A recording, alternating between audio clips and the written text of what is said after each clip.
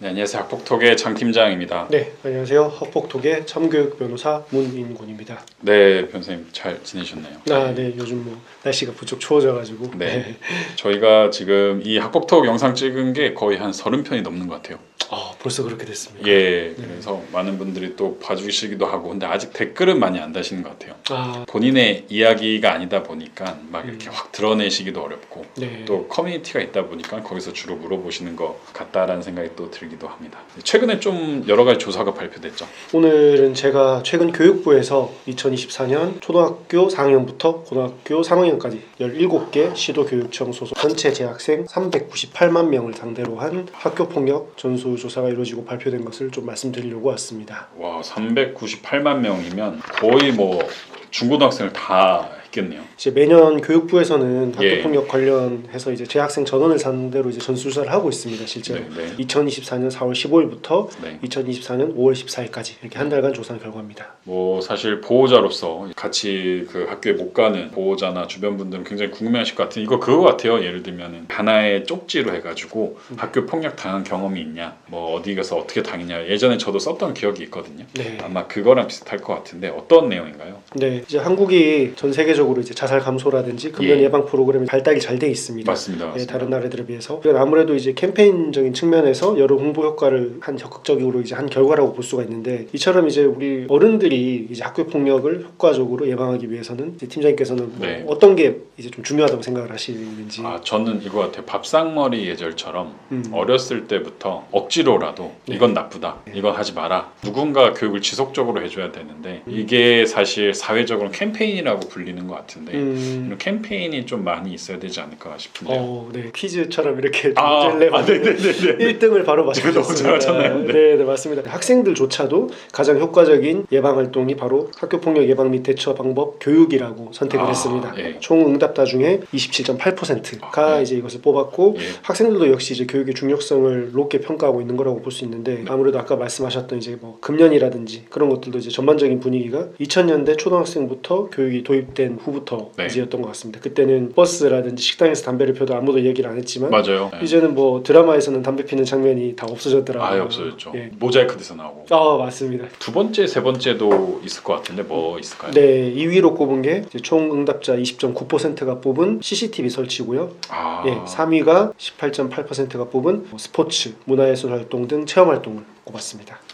네. 두 번째, 세 번째 좀 다 의외인데 CCTV 설치도 아이들이 원하고 있다라는 말씀이시죠? 네, 그렇습니다. 아무래도 이 학교 폭력이 발생하는 곳이 사각지대나 이제 목격자가 없는 곳에서 이제 은밀하게 주로 일어나는 게 특징이다 보니까 촘촘하게 이제 CCTV가 설치되는 것 자체를 가해 행위를 쉽게 입증할 수도 있고, 그럼으로 인해서 가해 학생한테는 주의를 주고 피해 학생 입장에서는 심리적인 안정감을 가질 수 있기 때문에 학생들도 아무래도 많이 좀 동의를 하고 있지 않나라는 생각이 듭니다. 이게 사실 그 예전에 병원이나 유치원에서도 워낙 학대가 많이 일어나니까 CCTV 달아야 된다 했는데 결국 반대로 못한 곳이 몇몇 있었던 걸로 알고 있어요. 응급실이나 이런 데는. 그러니까 이게 CCTV가 너무 많아지면 개인의 사생활 침해다 이런 얘기도 있었을 것 같은데 아이들은 또 그렇게 생각 안 하나 보네요. 네, 맞습니다. 사실 말씀하신 그런 평가들이 좀 있습니다. 학교가 삭막해진다, 뭐 사생활이 너무 침해된다 이런 얘기들도 좀 있습니다. 실제로 CCTV가 이제 너무 많이 설치가 된다면 사생활의 자유라든지 이제 개인정보 침해 우려 때문에 아이들이 원하는 대로 즉시 뭐 다량의 곳에 다수의 CCTV 설치는 어렵겠지만 이제 이러한 통계 자료들이 나중에 CCTV 설치의 찬성의 근거가 될 수는 있습니다.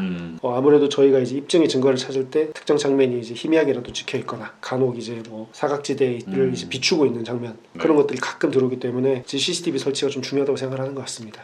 또 어떤 것들이 있을까요? 네, 뭐 학교 폭력을 입은 유형 중에 가장 많은 유형이 언어 폭력이었고요. 응답자 중에 39.4%가 언어 폭력을 당했다라고 응답을 했었습니다. 그리고 또 이제 피해를 학교 안에서 당했다는 응답 비율이 70.7%로 학교 폭력은 아무래도 학교 밖보다 학교 안에서 이루어지는 것이 훨씬 많다는 것도 알 수 있습니다. 학교 내 CCTV가 이제 두 번째로 효과적인 예방 대책이라고 본 것 같네요. 이걸 때문에 그죠? 네, 그렇습니다. 학교 안에서 이제 응답 비율 순서대로 1, 2, 3등을 뽑자면 이제 1등은 교실 안이었고요.